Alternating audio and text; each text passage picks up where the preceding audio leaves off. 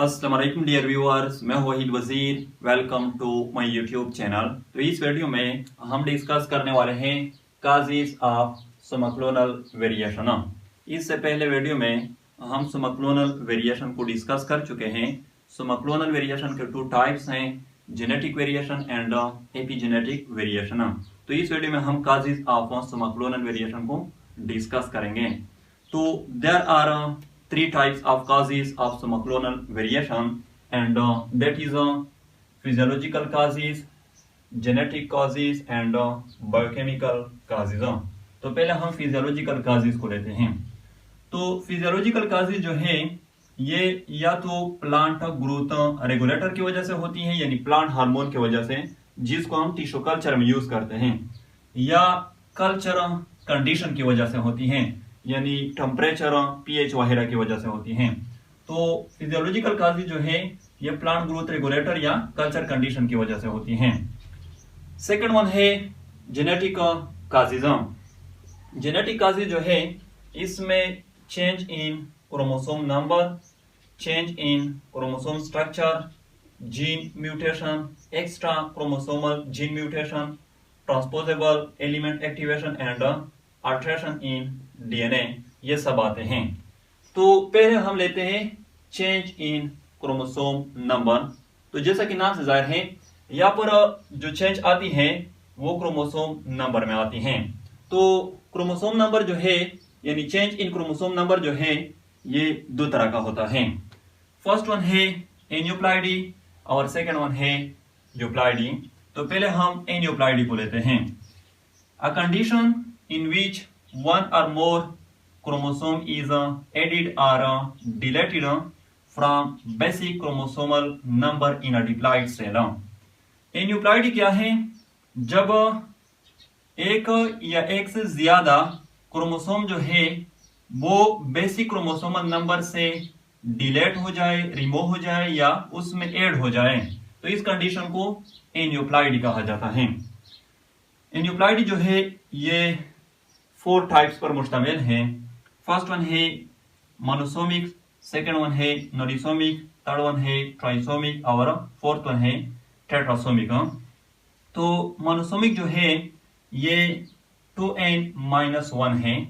इसका मतलब यह है कि मोनोसोमिक में एक क्रोमोसोम जो है वो बेसिक क्रोमोसोमल नंबर से डिलीट हो जाता है, रिमूव हो जाता है, 2n-1। नॉरिसोमिक जो है ये 2n-2 है। इसका मतलब यह है कि इस कंडीशन में 2 क्रोमोसोम जो है वो बेसिक क्रोमोसोमल नंबर से डिलीट हो जाते हैं, रिमूव हो जाते हैं। ट्राइसोमिक है 2n+1। इस कंडीशन में, यानी ट्राइसोमिक कंडीशन में, एक एक्स्ट्रा क्रोमोसोम जो है वो बेसिक क्रोमोसोमल नंबर में ऐड हो जाता है। टेट्रासोमिक जो है वो है 2n+2। इस कंडीशन में 2 एक्स्ट्रा क्रोमोसोम जो है वो बेसिक क्रोमोसोमल नंबर में ऐड हो जाते हैं। सेकेंड वन है यूप्लॉइडी। यूप्लॉइडी क्या है? अ कंडीशन ऑफ एडिशन और लॉस ऑफ वन और more complete set of chromosome in diploid organism. याद रखे, इन यूप्लॉइडी एंड यूप्लॉइडी में फर्क यह है कि यहाँ पर एक या एक से ज्यादा क्रोमोसोम जो है वो बेसिक क्रोमोसोमल नंबर में या ऐड हो जाते हैं या वो डिलीट हो जाते हैं, रिमूव हो जाते हैं। यहाँ पर क्या होता है? यहाँ पर एक या एक से ज्यादा कंप्लीट सेट ऑफ क्रोमोसोम जो है उसकी या एडिशन हो जाती है या वो लॉस हो जाता है। यानी यहाँ पर एक या एक से ज्यादा क्रोमोसोम नहीं है, यहाँ पर एक या एक से ज्यादा कंप्लीट सेट ऑफ क्रोमोसोम हैं, वो या ऐड हो जाते हैं या रिमूव हो जाते हैं। यूप्लॉइडी जो है ये भी दो तरह का है, मोनोप्लॉइडी एंड पॉलीप्लॉइडी। मोनोप्लॉइडी क्या है? Loss of one complete set of chromosome, यानी जब एक कंप्लीट सेट ऑफ क्रोमोसोम जो है वो लॉस हो जाता है तो इस कंडीशन को मोनोप्लॉइडी कहा जाता है।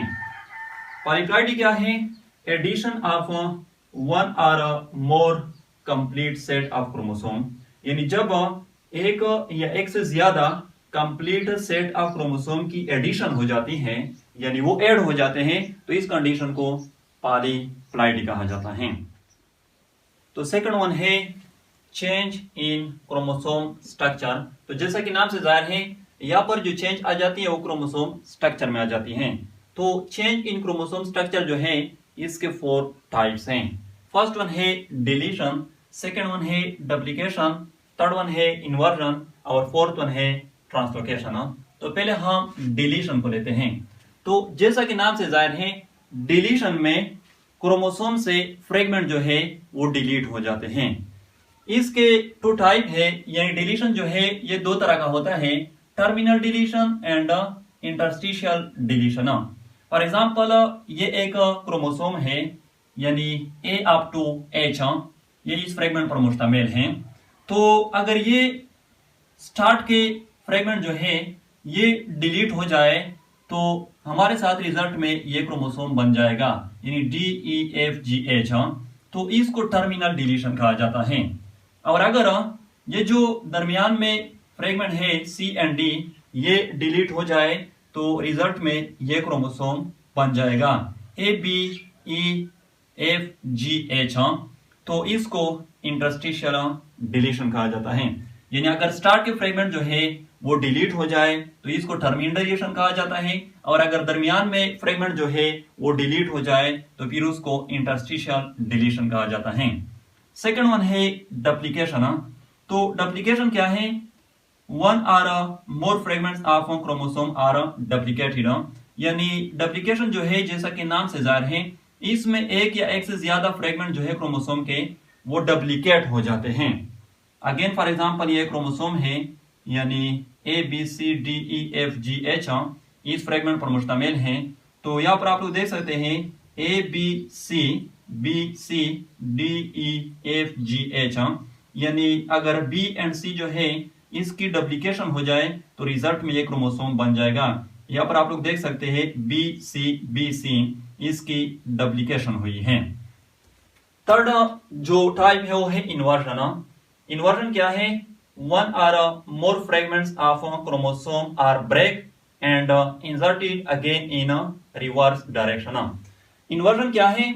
इसमें एक या एक से ज्यादा फ्रेगमेंट जो है क्रोमोसोम के वो पहले ब्रेक हो जाते हैं, फिर अगेन वो इंसर्टेड हो जाते हैं, लेकिन रिवर्स डायरेक्शन में। फॉर एग्जांपल, ये अगेन एक क्रोमोसोम है A अप टू H। तो यहाँ पर आप लोग देख सकते हैं ये ABCD इसके जो फेस है वो उस साइड पे है। यहाँ पर आप लोग देख सकते हैं BCD, यानी पहले ये BCD फ्रेगमेंट जो है ये ब्रेक हुए हैं और अगेन इंसर्ट हुए हैं, लेकिन अपोजिट डायरेक्शन में, रिवर्स डायरेक्शन में। तो इसको इन्वर्जन कहा जाता है। फोर्थ वन है ट्रांसलोकेशन। तो ट्रांसलोकेशन क्या है? 1 or more fragments of a chromosome are break and inserted at new position। यहाँ पर भी क्या हो जाता है? एक या एक से ज्यादा फ्रेगमेंट जो है क्रोमोसोम के वो पहले ब्रेक हो जाते हैं, अगेन वो इंसर्टेड हो जाते हैं, लेकिन न्यू पोजीशन पर।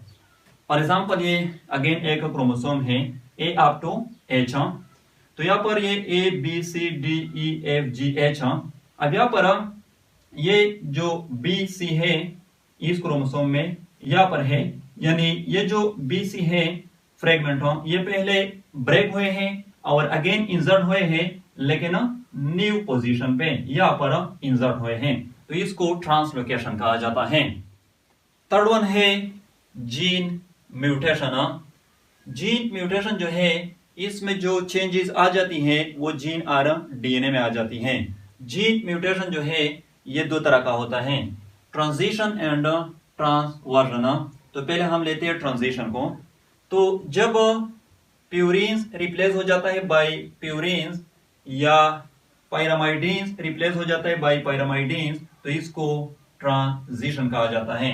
यानी जब एडेनिन रिप्लेस हो जाता है बाय गावानिन या गावानिन रिप्लेस हो जाता है बाय एडेनिन, तो इसको ट्रांजिशन कहा जाता है। या जब साइटोसिन रिप्लेस हो जाता है बाय थायमिन या थायमिन रिप्लेस हो जाता है बाय साइटोसिन, तो इसको भी ट्रांजिशन कहा जाता है। ट्रांसवर्जन क्या है? जब प्यूरिन्स रिप्लेस हो जाता है बाय पायरामाइडिन या पायरामाइडिन रिप्लेस हो जाता है बाय प्यूरिन्स, तो इसको ट्रांसवर्जन कहा जाता है।